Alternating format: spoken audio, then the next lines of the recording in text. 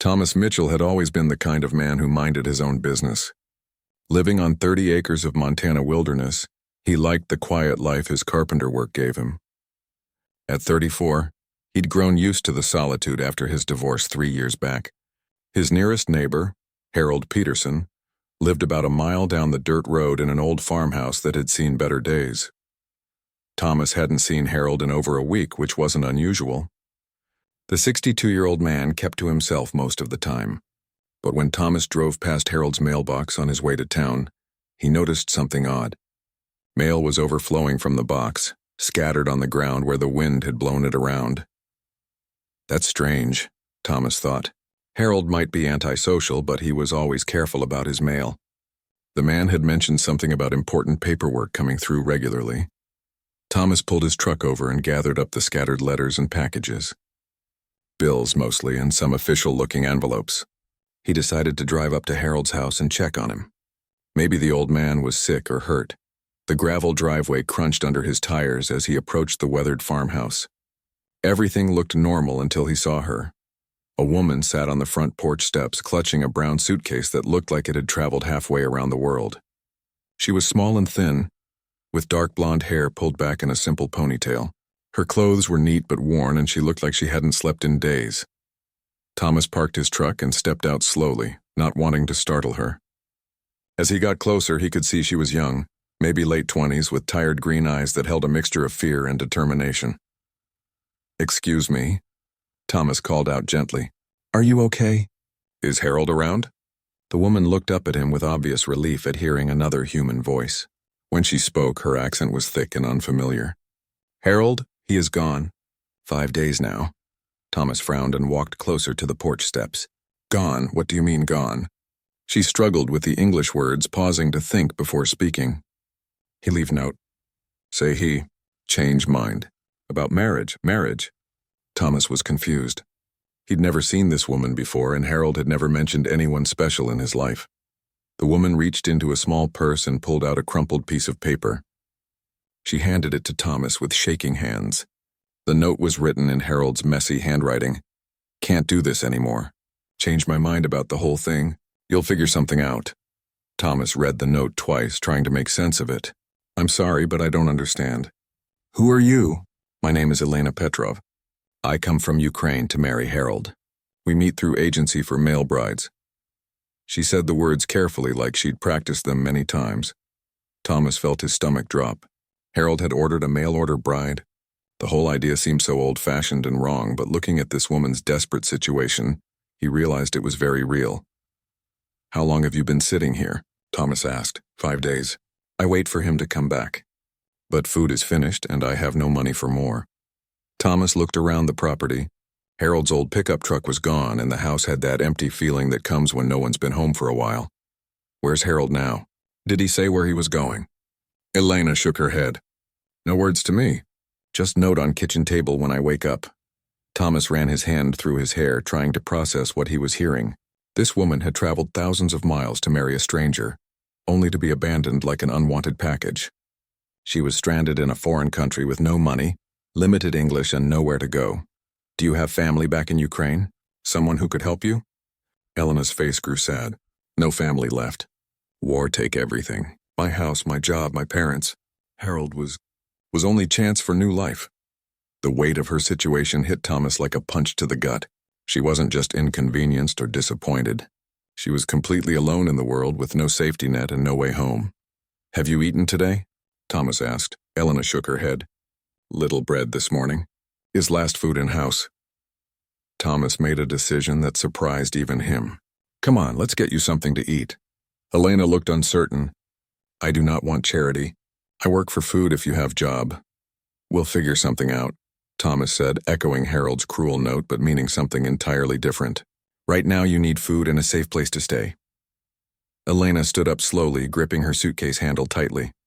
"You are kind, man. But I cannot trouble you. I find other way." "What other way?" Thomas asked gently. "Do you know anyone else around here?" Elena looked around at the empty landscape stretching for miles in every direction. Mountains rose in the distance, beautiful but remote. The nearest town was 15 miles away, and she clearly had no transportation. "I walk to town tomorrow. Find work, find place to stay. Thomas almost laughed but caught himself. This woman had no idea how far away civilization was or how cold Montana nights could get, even in late spring. Elena, the nearest town, is 15 miles away, and there's a storm coming tonight. You can't walk that far, especially in bad weather.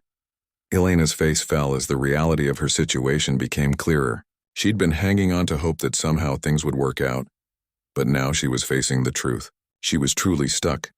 I have small cabin, Thomas heard himself saying. It's got a spare room. You can stay there tonight and tomorrow we'll figure out a better plan. Elena studied his face carefully, trying to read his intentions. Why you help stranger? Thomas thought about that for a moment. Why was he getting involved? He'd worked hard to build a simple, uncomplicated life after his divorce. The last thing he needed was someone else's problems. But looking at Elena sitting on those porch steps with everything she owned in one old suitcase, he couldn't just drive away. His grandmother had always taught him that when someone needed help and you could provide it, you did. No questions asked. Because it's the right thing to do, Thomas said simply. Elena nodded slowly and picked up her suitcase. Okay, one night only. Tomorrow I find other way. As Thomas loaded Elena's suitcase into his truck, he wondered what he was getting himself into. He was a simple man who liked his routine and his solitude. But as he glanced at Elena sitting quietly in the passenger seat, staring out at the unfamiliar landscape that was now her only home, he knew he couldn't have made any other choice.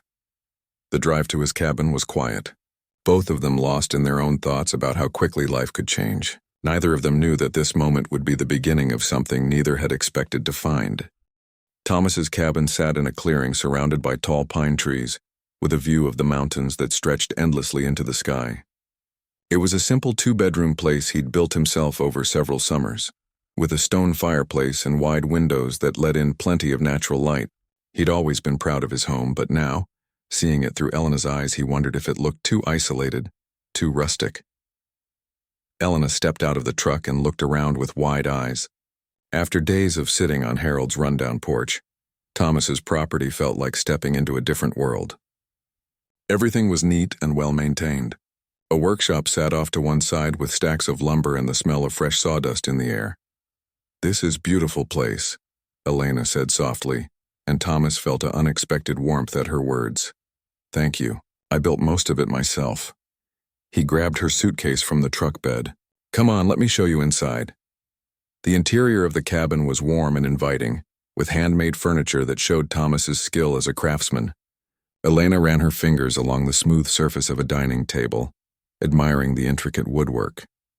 You make this? Yeah, I make custom furniture for people. It's not much, but it pays the bills. Elena nodded appreciatively. In Ukraine, she had always admired people who worked with their hands, who created beautiful things that would last for generations. Thomas led her down a short hallway to the spare bedroom. It was small but comfortable, with a single bed, a dresser, and another window looking out at the forest. You can stay here tonight, Thomas said, setting down her suitcase. There's clean sheets on the bed and towels in the bathroom down the hall. Elena sat on the edge of the bed and looked around the room. It was the first safe space she'd had since Harold disappeared. This is very kind. I pay you back somehow. Don't worry about that right now. Are you hungry? I was going to make some dinner. Elena's stomach growled loudly, answering for her. She hadn't realized how hungry she actually was until Thomas mentioned food. In the kitchen, Thomas opened the refrigerator and stared at its contents. He usually kept things simple. Sandwich meat, eggs, some leftover soup. Nothing fancy. I'm not much of a cook, he admitted. How do you feel about scrambled eggs? I cook, Elena said quickly, moving toward the stove. I make dinner for you is, how you say, payment for room. Thomas started to protest, but Elena was already examining his kitchen supplies with the efficiency of someone who had spent years making meals out of whatever was available. You have potatoes? She asked. Thomas pointed to a bag in the pantry. Elena pulled out 3 large potatoes and began peeling them with quick, practiced movements. She found onions, eggs, and a small piece of bacon in the refrigerator. I make Ukrainian dish. Very simple, but good.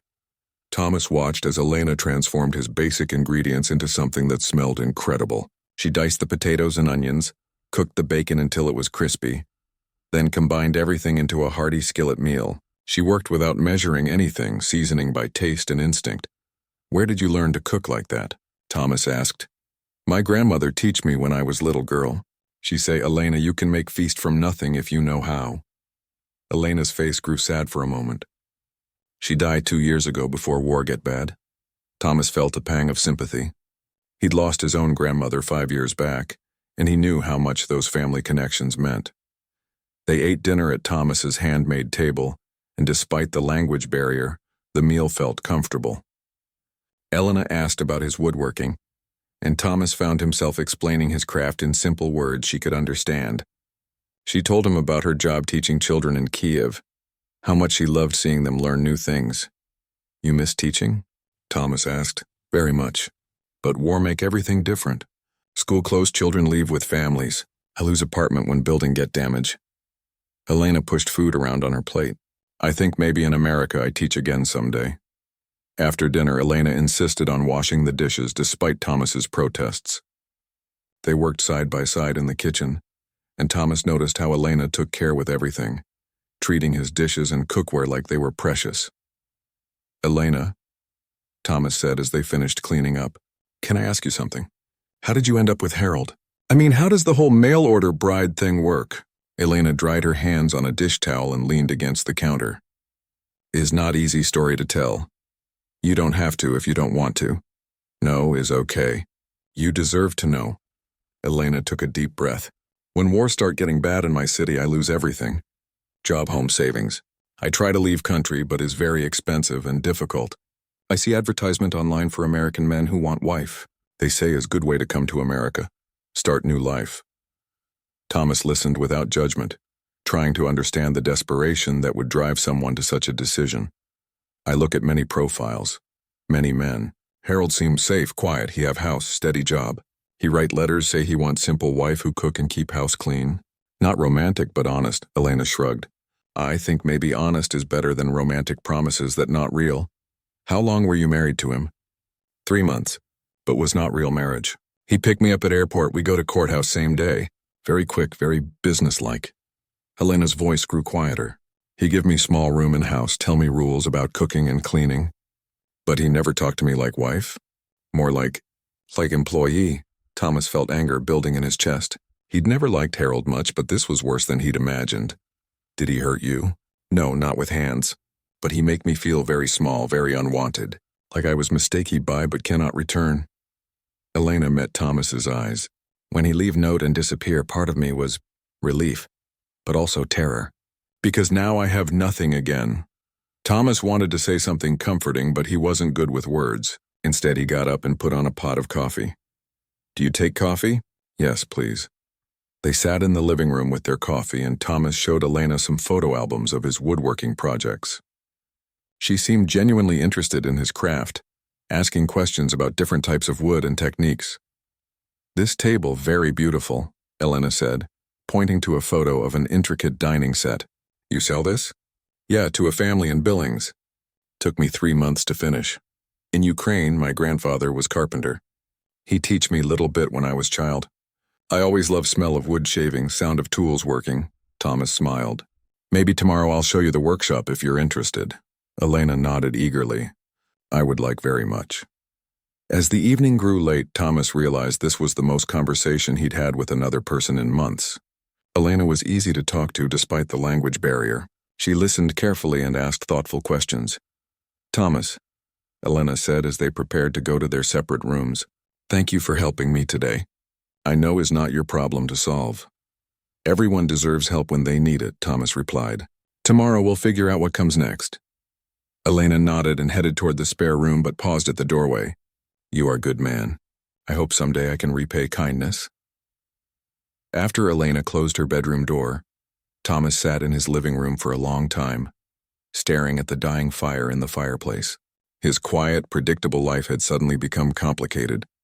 He had a stranger in his house, a woman running from a bad situation with nowhere else to go.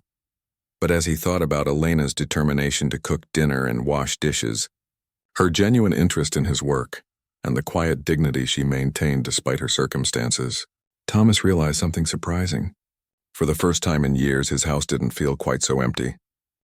3 weeks had passed since Thomas found Elena on Harold's porch, and what was supposed to be one night had turned into something neither of them had planned. Elena had tried to leave several times, insisting she needed to find her own way, but each time, Thomas had gently convinced her to stay a little longer. "Just until you get your English better," he'd say, or, "Let's wait until you hear back from that job application." There was always a reasonable excuse, and Elena seemed relieved each time he offered one. They had fallen into a comfortable routine.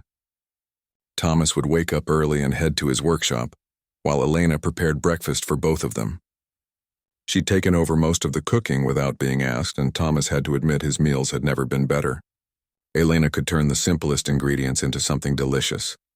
In the evenings, they would sit at the kitchen table while Elena practiced English, and Thomas worked on furniture plans. Elena had found an old English-Ukrainian dictionary at a yard sale in town, and she studied it like her life depended on it. Which, Thomas realized, it probably did. "How do you say this word?"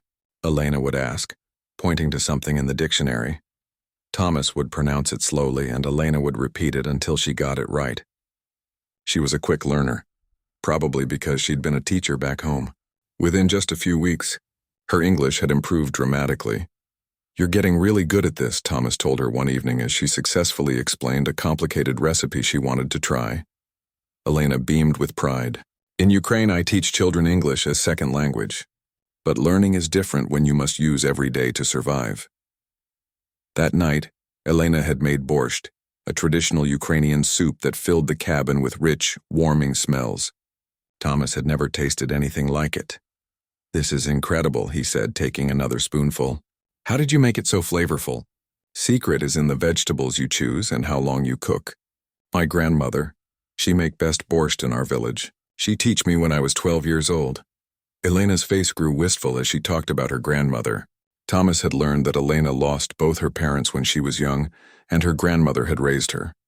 The old woman had died just before the war reached their city, which Elena said was both heartbreaking and a blessing. She not have to see everything destroyed, Elena explained. "Sometimes I think she know war was coming, and she decide to leave before worst happen." Thomas was starting to understand Elena's story better.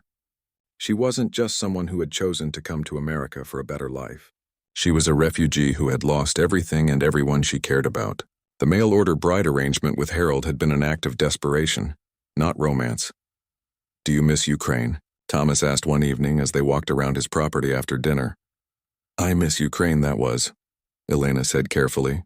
"Before war, before destruction. I miss my students, my little apartment with window boxes where I grow herbs. I miss feeling safe. Do you feel safe here?" Elena stopped walking and looked around at the tall trees and the mountains in the distance. "Yes, for first time in 2 years I feel safe." Thomas felt something warm settle in his chest at her words.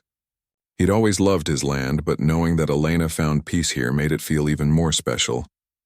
Elena had started helping Thomas in his workshop during the afternoons. She had good hands for detail work, and her artistic eye helped him see new possibilities in his designs.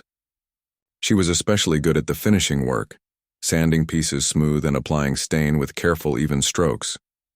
"In Ukraine, I help my grandfather in his workshop sometimes," Elena explained as she worked on a small jewelry box Thomas was making for a customer. "He say I have patience for fine work." Thomas watched Elena sand the tiny corners of the jewelry box with delicate precision. She was right. She did have patience for fine work. But more than that, she seemed to genuinely enjoy it. Her face was peaceful and focused as she worked, like she'd found something that felt like home. "Would you like to learn more about woodworking?" Thomas asked. Elena looked up from the jewelry box, her eyes bright with interest. "You would teach me?" "Sure. You're already better at finishing than I am." From that day on, Elena spent more time in the workshop. Thomas taught her about different types of wood, how to use various tools safely, and the basics of furniture construction.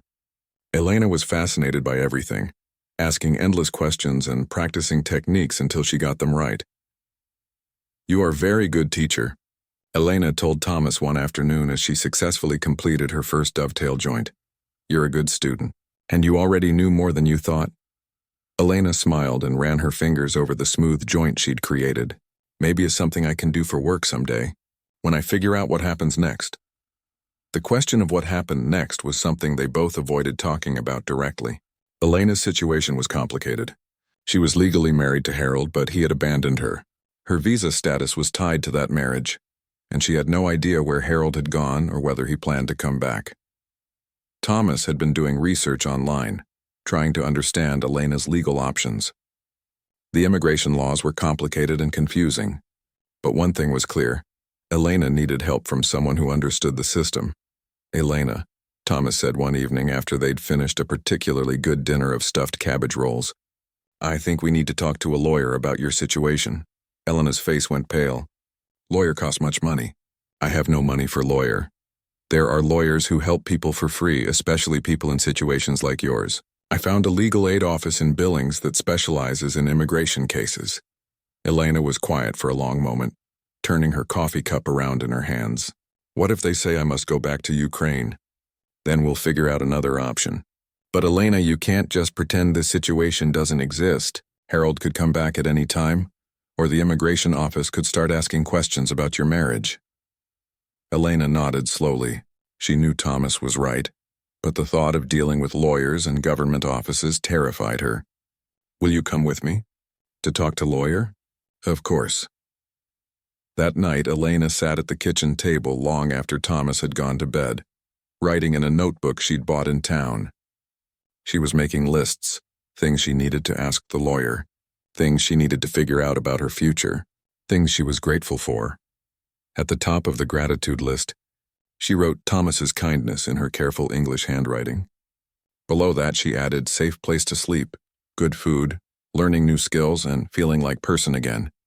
Nothing to be bought.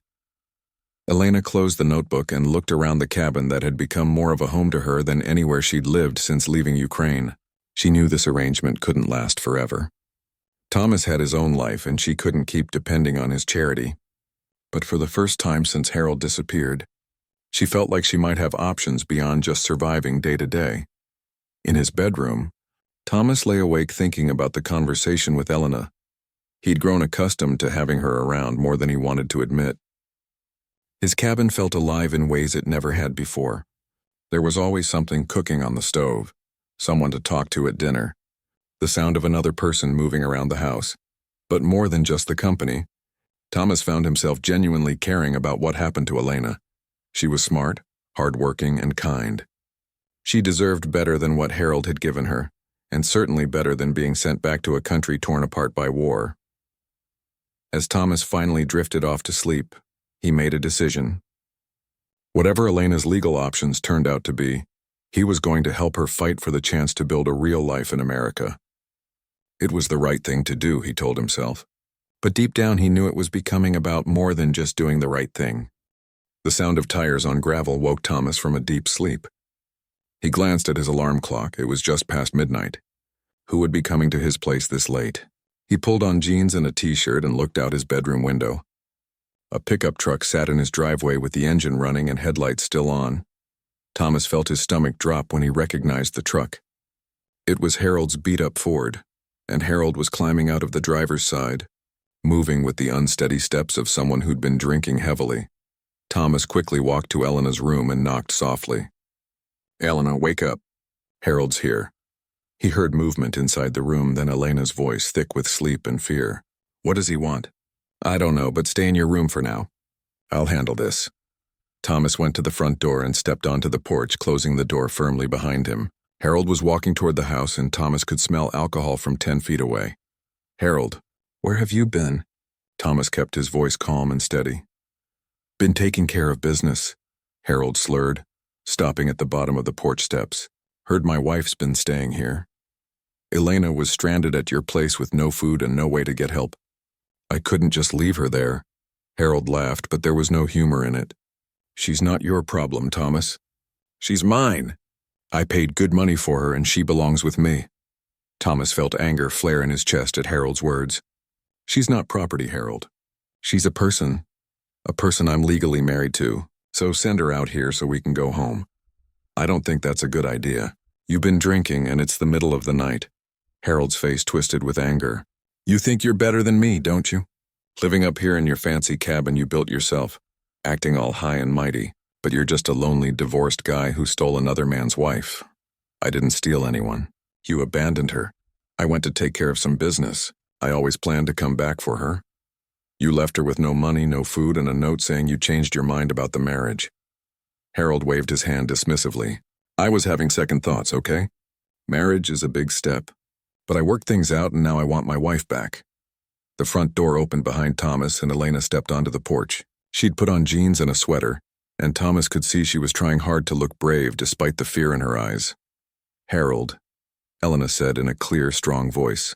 You cannot just disappear and then come back when convenient for you. Harold's face brightened with a mean smile. There's my little wife. Come on, Elena, we're going home. I am not going anywhere with you.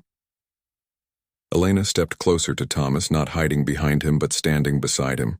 You left me alone with nothing. You say in note you changed mind about marriage? I changed my mind back. That's allowed. No, Elena said firmly. I also changed mind. I do not want to be married to man who treats me like object he can return to store. Harold's expression turned ugly. You don't get to choose, sweetheart. We're married, which means you do what I say. And I say you're coming home with me right now. Thomas stepped forward, putting himself slightly between Harold and Elena. She said, no, Harold. You need to respect that. This is between me and my wife, Thomas. Stay out of it. Actually, I think this involves all of us now, came a new voice from the driveway.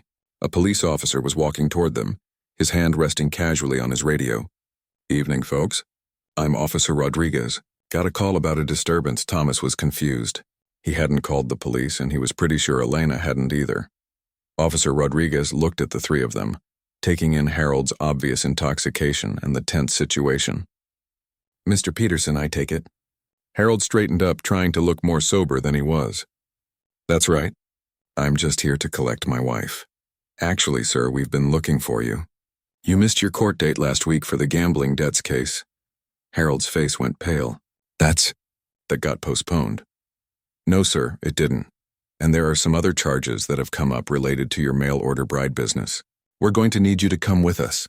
Thomas looked at Elena, who seemed as surprised as he was. Officer Rodriguez continued talking to Harold, but Thomas caught enough to understand that Harold had been running some kind of fraudulent operation, bringing women to the U.S. under false pretenses and then abandoning them. This is ridiculous, Harold protested as Officer Rodriguez began walking him toward the police car. Elena is my legal wife. I have rights. You'll have a chance to discuss all that with the judge.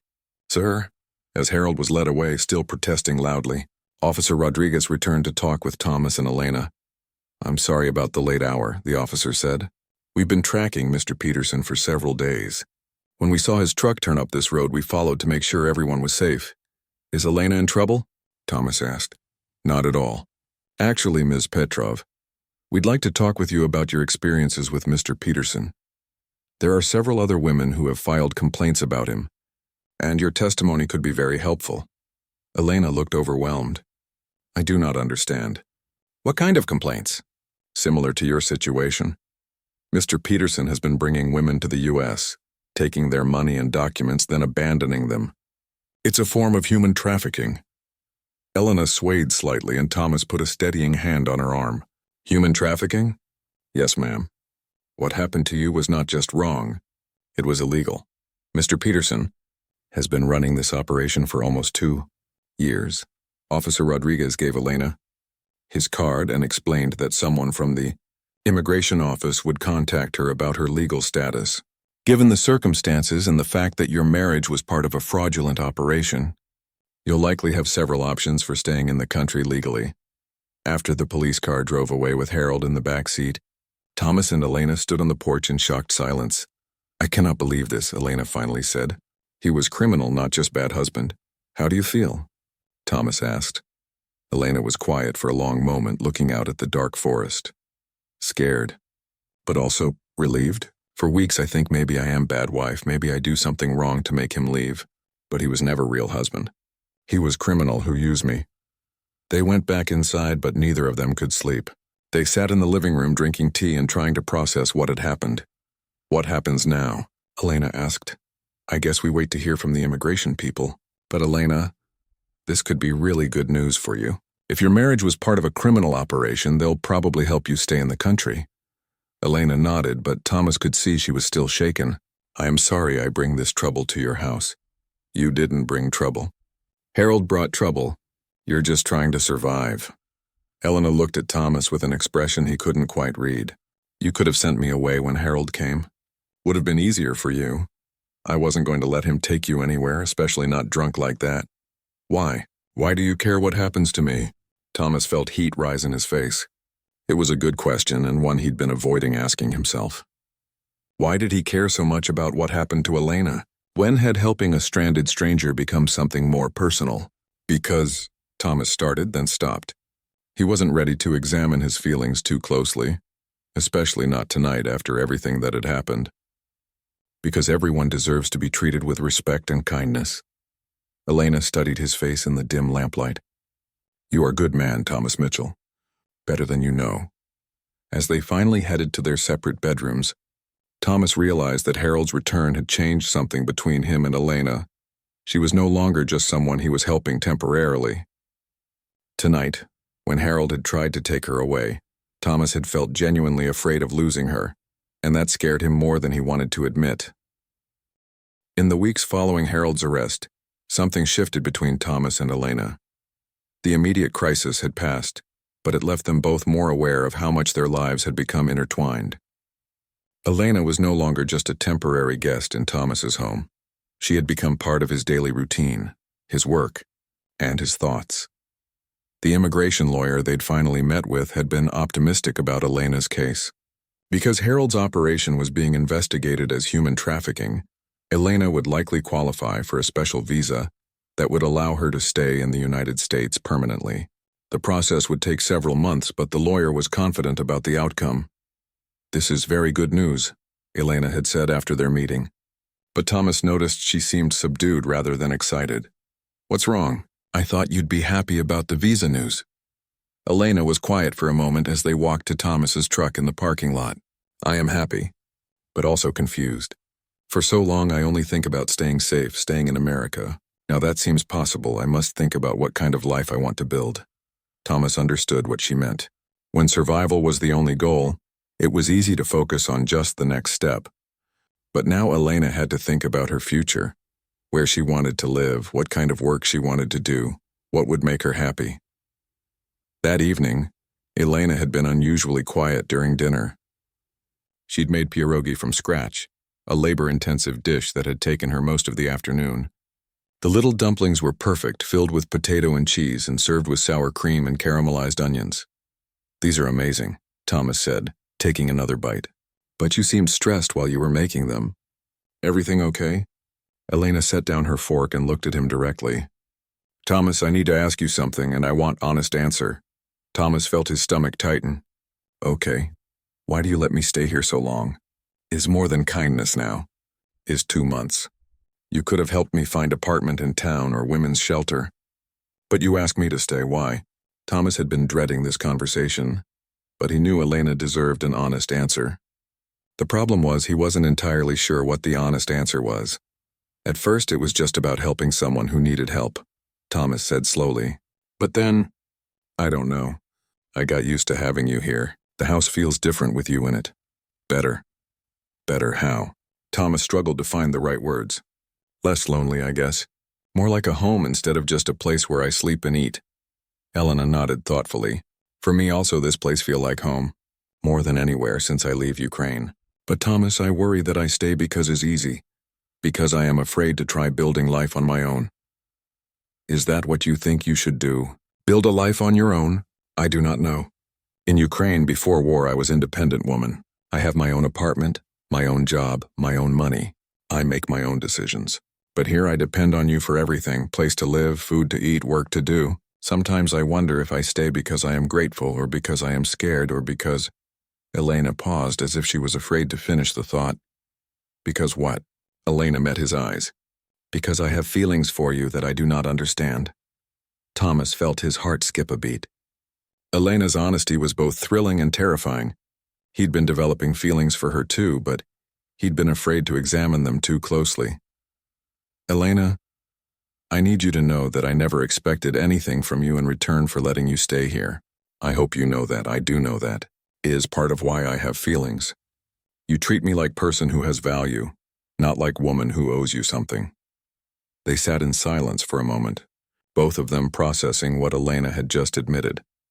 "I have feelings for you too," Thomas said quietly, "but I've been afraid to say anything because I didn't want you to feel pressured. Your situation is complicated enough without me making it more complicated." Elena smiled for the first time that evening. "So we both have feelings we are afraid to talk about." "Seems that way."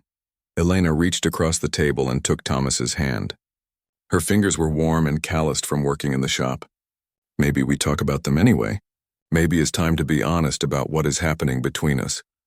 Over the next hour, they talked more openly than they ever had before. Elena told Thomas about her fears of becoming too dependent on another person after the disaster with Harold. Thomas admitted that he'd been hurt badly in his divorce and had been afraid to care about someone again. "My ex-wife said I was too boring, too predictable," Thomas said. "She wanted excitement and adventure, things I couldn't give her." "What kind of woman wants excitement more than kindness and stability?" Elena asked. "In my life I have had too much excitement. War is exciting. Having no home is exciting. Being hungry is exciting. I do not want exciting. I want peace and safety and someone who treats me with respect." Thomas squeezed Elena's hand. "Those are things I can give. And you? What do you want?" Thomas thought about that question. "I want someone who appreciates the quiet things, someone who finds joy in simple pleasures, a good meal, a job well done, a beautiful sunset, someone who makes ordinary days feel special just by being there." Elena smiled. "These are things I can give too." After dinner, they took their usual evening walk around Thomas's property. But tonight felt different. They walked closer together, and when Elena slipped on a loose rock, Thomas caught her arm and didn't let go right away. "Thomas," Elena said, as they paused at the edge of the clearing to look at the stars, "what happens if we try this? Being together, I mean. What if it does not work? What if it does work?" Elena laughed softly. "You answer question with question. Is not helpful." "I think we're both overthinking this," Thomas said. "We care about each other. We enjoy spending time together. We work well as a team. Maybe that's enough to start with." Elena was quiet for a long moment, looking up at the clear mountain sky. In Ukraine, we have saying, "The heart knows what the mind refuses to see." My mind tell me to be careful, to protect myself. But my heart tell me to trust you. What does your heart say about staying here? About staying with me? Elena turned to face him in the starlight. My heart say this is where I belong. With you in this place we build together. Thomas felt something tight in his chest loosen for the first time in years. My heart says the same thing. When they kissed, it felt like the most natural thing in the world. There was no pressure, no desperation, just two people who had found something unexpected and precious in each other. Walking back to the cabin hand in hand, Elena said, "I am still scared about future, about immigration case, about building new life, but I am not scared about us." "Me neither," Thomas said. "We'll figure out the rest as we go."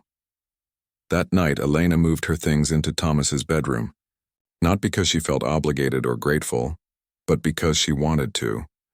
Because for the first time since leaving Ukraine, she was making a choice based on what would make her happy, rather than what would keep her safe. As they lay in bed talking quietly about their plans for the next day, finishing a custom dining table, planting a small garden behind the cabin, teaching Elena to use the lathe, Thomas realized that his life had become exactly what he'd always wanted without him even noticing. He had work he loved, a home that felt peaceful and complete, and a woman who appreciated both his strengths and his quiet nature. Elena had found safety and purpose in someone who valued her intelligence and independence. Neither of them had been looking for love when they found each other. But sometimes the best things in life arrive when you're focused on simply being a good person and doing the right thing. Outside, the mountain wind moved through the pine trees with a sound like whispered promises. Inside the cabin, two people who had both lost everything they thought they wanted discovered that sometimes life gives you something even better, something you never knew you needed. The letter arrived on a Tuesday morning that had started like any other. Thomas was in his workshop, and Elena was tending to the small vegetable garden they'd planted behind the cabin. When Elena brought in the mail, her face went white as she read the return address on one of the envelopes. "Thomas," she called, her voice shaky. "You need to see this." Thomas wiped the sawdust from his hands and took the letter. It was from the Immigration and Customs Enforcement Office, and the formal language inside made his blood run cold. The letter stated that Elena's case was under review due to concerns about the legitimacy of her current living situation. Someone had filed a complaint claiming that Elena had moved in with another man immediately after her husband's arrest, suggesting that her marriage to Harold might have been a sham designed to help her stay in the country illegally. Harold, Elena whispered. Even from jail, he finds way to hurt me.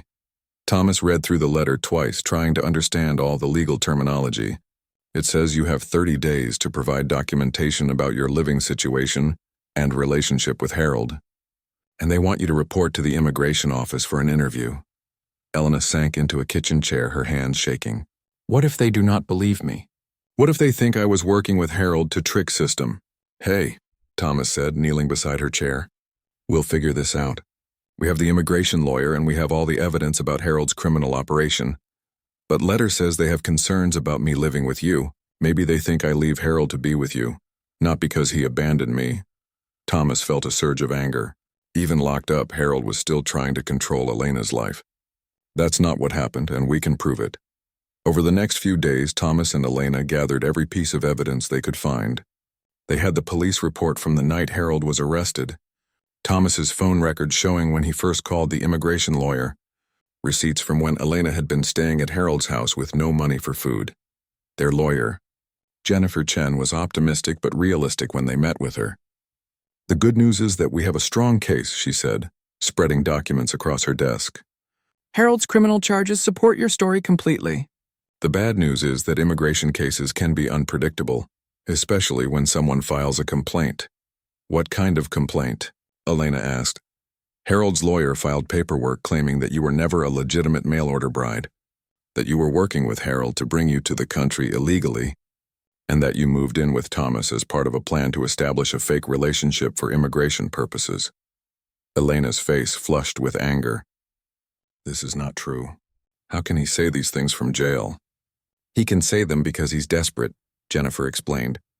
He's facing serious criminal charges, and he's probably hoping that creating doubt about your story will somehow help his case. Jennifer outlined their strategy. They needed to prove that Elena's marriage to Harold was legitimate from her perspective, even though Harold was running a criminal operation. They also needed to show that Elena's relationship with Thomas developed naturally after Harold abandoned her, not as part of some immigration scheme. The interview will be tough, Jennifer warned. They'll ask detailed questions about your time with Harold, about how you met Thomas, about the timeline of your relationship. You need to be completely honest about everything. Elena nodded seriously. I have nothing to hide.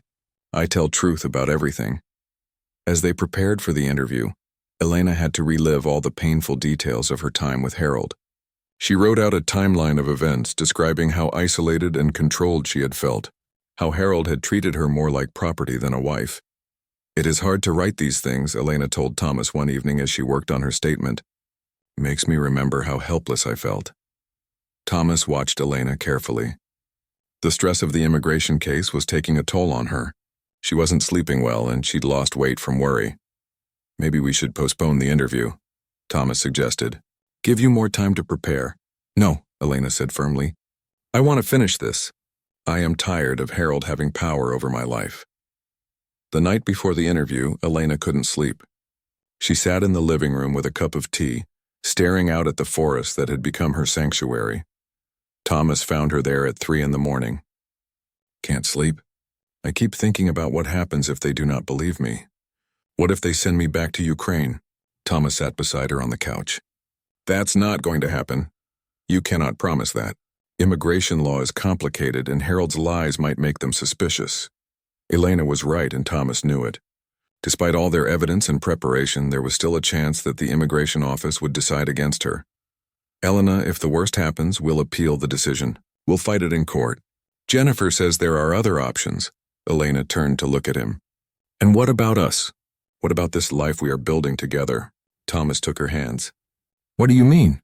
I mean, what if my feelings for you, what if our relationship is making your life complicated? Harold's lawyer is trying to use our relationship against me. Maybe it would be better if I move out, if we pretend to be just friends until immigration case is finished. The suggestion hit Thomas like a physical blow. Is that what you want?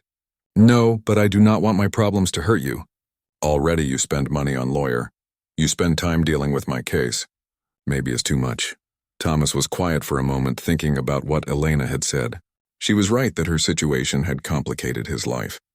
His quiet, peaceful existence had been turned upside down by immigration lawyers, court documents, and the constant worry about Elena's future. But as he looked at Elena's tired, worried face in the lamplight, Thomas realized something important. Yes, his life had become more complicated, but it had also become richer, more meaningful, more full of purpose and love than it had ever been. Elena, do you remember what you said about your heart knowing what your mind refuses to see? Elena nodded. My heart knows that you belong here with me. Whatever complications that brings, we'll deal with them together. Elena's eyes filled with tears. You are sure? I'm sure. We're not going to let Harold's lies tear apart what we've built. Tomorrow you're going to go into that interview and tell the truth.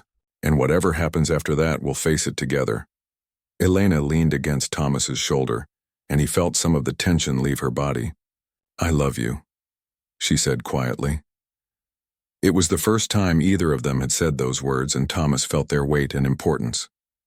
I love you too, he said, more than I thought I could love anyone.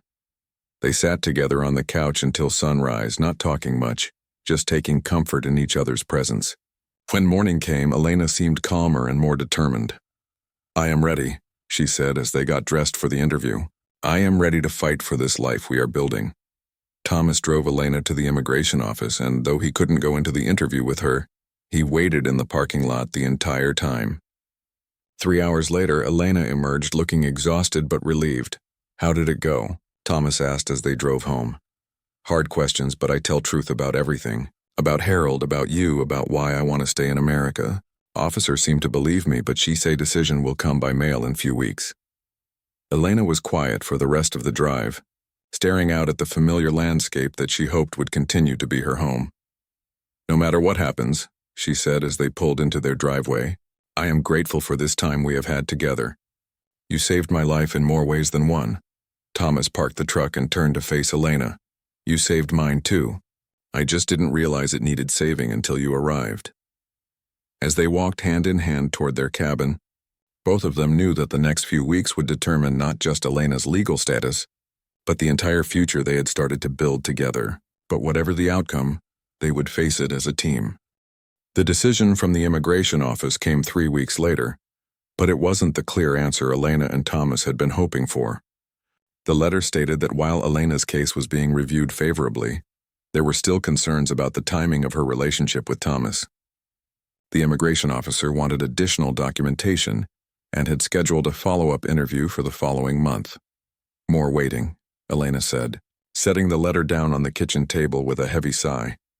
Thomas could see the frustration and exhaustion in Elena's face. The constant uncertainty was wearing on both of them, but especially on Elena, who felt like her entire future hung in the balance of decisions being made by strangers. That evening, Elena sat quietly through dinner, barely touching the chicken and dumplings she'd spent the afternoon making. Thomas tried to make conversation, but Elena's responses were short and distracted. Elena, what's going on? You've been quiet all day. Elena set down her fork and looked at him across the table. Thomas, I have been thinking about something, and I need to tell you what is in my heart. Thomas felt a familiar knot of worry in his stomach. Okay, I think maybe I should move out for a while. Until immigration case is finished. What? Elena, we talked about this. We decided we weren't going to let Harold's lies change our plans. I know what we decided, but I have been thinking more and I realized something important. Elena took a deep breath. I need to know if my feelings for you are real or if they come from gratitude and fear. Thomas felt like Elena had punched him in the chest. What do you mean? I mean, when you found me on Harold's porch, I had nothing. No money, no food, no place to go, no one to help me. You gave me everything, safety, home, work, kindness. How can I know if I love you for who you are? Or because you rescued me when I was desperate? Thomas stared at Elena, trying to understand what she was saying. Elena, we've been living together for months. We've built a relationship, a partnership. How can you question whether your feelings are real? Because I have never been independent here in America. I go from depending on Harold to depending on you. I never try to build life on my own, to see if I can survive without someone taking care of me. Elena's voice grew stronger as she continued. In Ukraine, I was independent woman. I had my own apartment, my own job, my own money. I made my own decisions and took care of myself. But here, I have been dependent since first day, first on Harold, then on you. Thomas felt hurt and confused. I never asked you to be dependent on me. I wanted you to feel safe and supported. I know. And that is why you are a good man. But Thomas, what if immigration people are right to be suspicious? What if I did move too quickly from Harold to you? What if I am using you as security instead of loving you as partner? The questions hung in the air between them, painful and honest. Thomas wanted to argue, to insist that Elena's feelings were genuine, but he could see the doubt and confusion in her eyes. What are you saying exactly? That you want to break up? No. I'm saying I want to try being independent for a few weeks. I want to find apartment in town, get job that pays my own money, see if I can build life for myself. Then if I still have same feelings for you, if I still want to be with you, we know it is real choice, not choice made from fear. Thomas felt a surge of panic at the thought of Elena leaving. Over the past months, she had become the center of his world. The idea of going back to his quiet, solitary life felt unbearable. Elena, I don't want you to leave. I love having you here. I love the life we've built together. And I love it too. But Thomas, do you want to be with me because you love me? Or because you like not being lonely anymore? The question stopped Thomas cold. Elena was asking him to examine his own motives just as she was examining hers. That's not fair, Thomas said. My feelings for you are real. Maybe they are. But how do we know for sure if we never try being apart? If we never see what we each want when we have other choices? Elena reached across the table and took Thomas's hand. I do not want to hurt you, but I need to know that if I choose to be with you, it is because you are the person I want to spend my life with, not because you are safe harbor in storm. Thomas pulled his hand away, feeling frustrated and hurt. So you're just going to leave? After everything we've been through together? I am going to try being independent adult for first time since I come to America. If that makes you angry, then maybe we have problem anyway.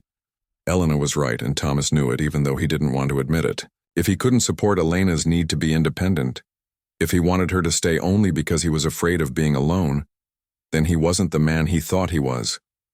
How long? Thomas asked quietly. I do not know. Maybe 1 month, maybe 2. Until I feel like I know myself again and I know what I want my life to look like. And what if you decide you don't want to come back? Elena's eyes filled with tears. Then we know that what we had was not meant to last. But Thomas, what if I do come back? What if I choose you not because I need you, but because I want you? Would that not be better? Thomas spent the rest of the evening in his workshop, sanding a piece of cherry wood until it was perfectly smooth. The repetitive motion helped him think, and slowly he began to understand what Elena was trying to tell him. She wasn't rejecting him or their relationship. She was trying to make sure that whatever they built together was based on genuine love rather than circumstance and need. Elena had lost everything once before, and she'd made decisions based on desperation that had led to disaster with Harold. She didn't want to make the same mistake again, even with someone she cared about. When Thomas came back to the house, Elena was sitting at the kitchen table with newspaper classifieds spread in front of her, circling apartment listings and job opportunities. I found small apartment above bakery in town, Elena said without looking up, and there is job at community center teaching English to immigrants. I call tomorrow to ask about both. Thomas sat down across from her. Elena, I need you to know something.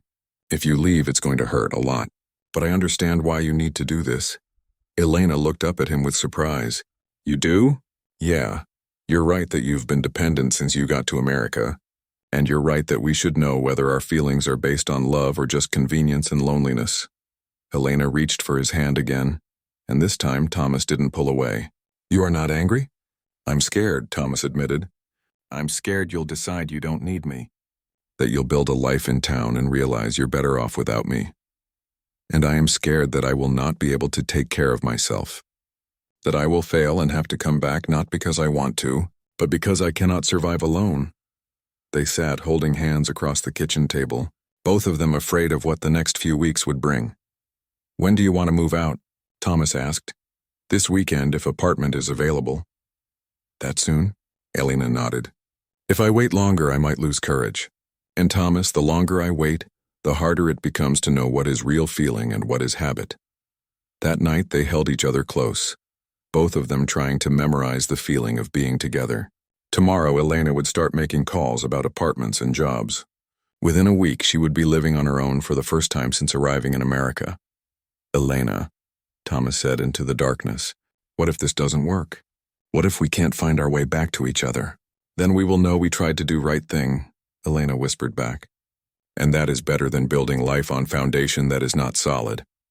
Thomas knew Elena was right, even though everything in him wanted to convince her to stay. If their love was real, it would survive this test. And if it wasn't, then it was better to find out now rather than later. But as Thomas lay awake listening to Elena's quiet breathing beside him, he couldn't shake the feeling that he was about to lose the best thing that had ever happened to him. 6 weeks had passed since Elena moved into the small apartment above Peterson's bakery in town. It was the longest 6 weeks of Thomas's life. The cabin felt eerily quiet without Elena's presence. No one hummed while cooking breakfast. No one asked him about his woodworking projects or offered suggestions for improving a design. The evenings were the hardest. He'd gotten so used to having someone to talk to over dinner that eating alone felt wrong. Thomas threw himself into his work, taking on more custom furniture projects than he'd ever handled before. He finished a dining room set for a family in Bozeman, built kitchen cabinets for a couple renovating their farmhouse, and started work on an intricate bookshelf that would take months to complete.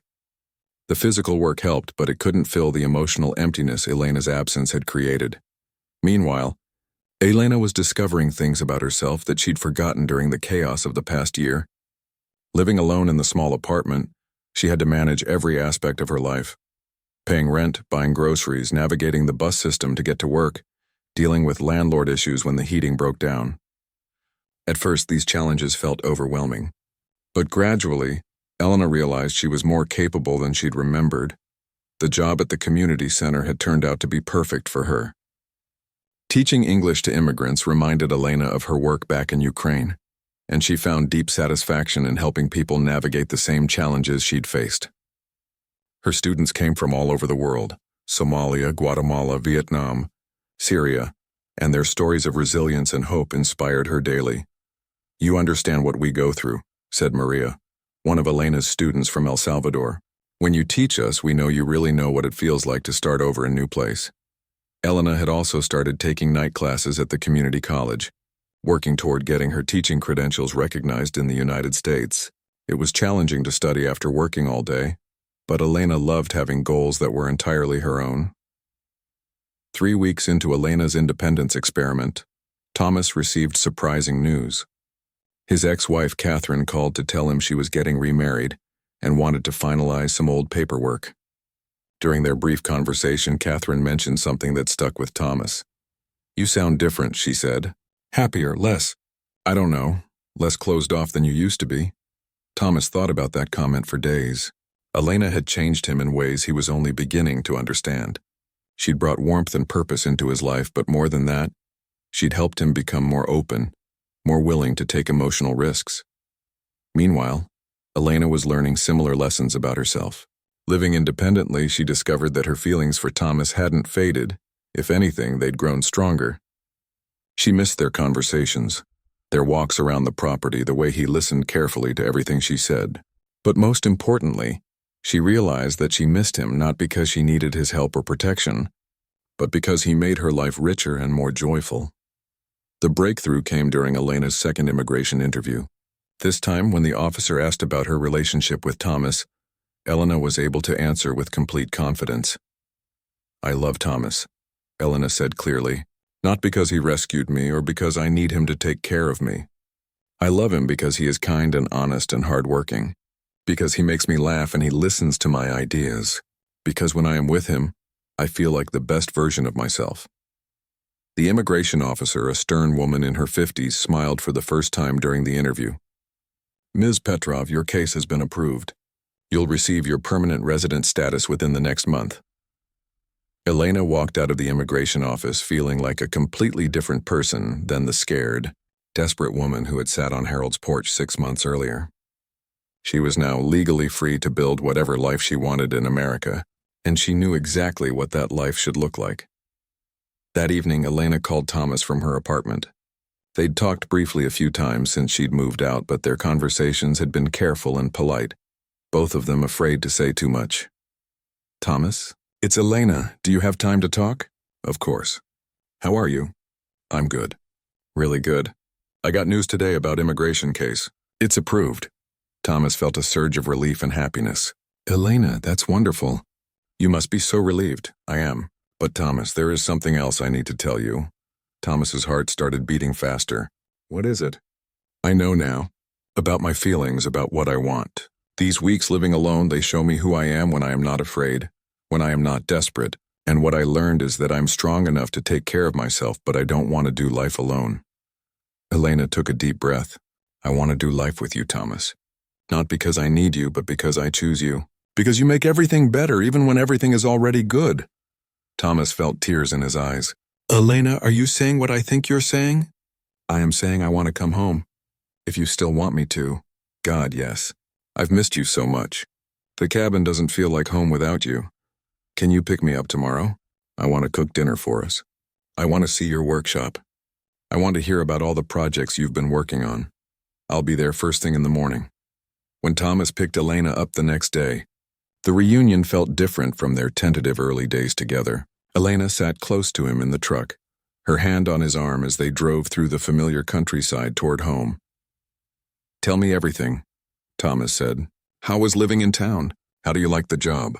Elena told him about her students, her classes, the challenges and victories of the past 6 weeks. Thomas shared his own experiences, the loneliness, the work projects that had kept him busy, how much he'd learned about himself in her absence. I realized something too, Thomas said as they pulled into his driveway. I love you not because you take care of me or make my house feel less empty. I love you because you're brave and smart and determined, because you see possibilities I miss, because you make me want to be a better man. As they carried Elena's belongings back into the cabin, everything felt both familiar and new. Elena hung her few dresses back in the closet, but this time she was choosing to be there rather than simply accepting shelter. That evening, Elena cooked a special Ukrainian feast, borscht, pierogi, and honey cake for dessert. As they ate, they talked about their plans for the future. I want to keep working at community center, Elena said, and finish my teaching certification. Maybe someday start my own program for refugee women. That sounds perfect. And I've been thinking about expanding the workshop, maybe taking on an apprentice. Maybe your apprentice could be someone who already knows little bit about woodworking, Elena suggested with a smile. Thomas grinned. I might know someone who fits that description. As winter settled over Montana, Elena and Thomas built routines that honored both their independence and their partnership. Elena continued her work and classes in town, sometimes staying at her apartment when she had evening commitments. Thomas expanded his business and started teaching Elena advanced woodworking techniques. On quiet Sunday mornings, they would sit on the porch with coffee and watch the sun rise over the mountains. Elena would tell Thomas about her week, her students' progress, her plans for the refugee women's program. Thomas would share ideas for new furniture designs, problems he was solving in the workshop. You know what I like most about our life? Elena said one morning as they watched deer graze in the clearing. What's that? We chose it. Not because we had to, not because we were scared or desperate. We chose each other and chose this life because it makes us happy. Thomas pulled Elena closer on the porch swing he'd built the month before. Think we made the right choice? Elena looked around at the home they'd created together, the garden they'd planted, the workshop where they collaborated on beautiful pieces, the cozy cabin that had become their sanctuary. I think we made the only choice that made sense, Elena said. We found love in the middle of crisis, but we built it on foundation of respect and partnership. That's something that will last. As snow began to fall, covering the mountain landscape in peaceful white, Thomas and Elena went inside to plan their next project, a rocking chair that would sit perfectly in the corner by the fireplace, where they could spend winter evenings reading and dreaming about all the years ahead. They had both lost everything once, but in finding each other and choosing to build something real together, they had gained more than either had ever dared to hope for. Not just love, but genuine partnership. Not just safety, but joy. Not just survival, but a life worth living. And on the mantel above their fireplace, Elena kept a small photo of her former students in Ukraine alongside a picture of her current students at the community center, a reminder that sometimes the worst Things that happen to us lead us exactly where we're meant to be.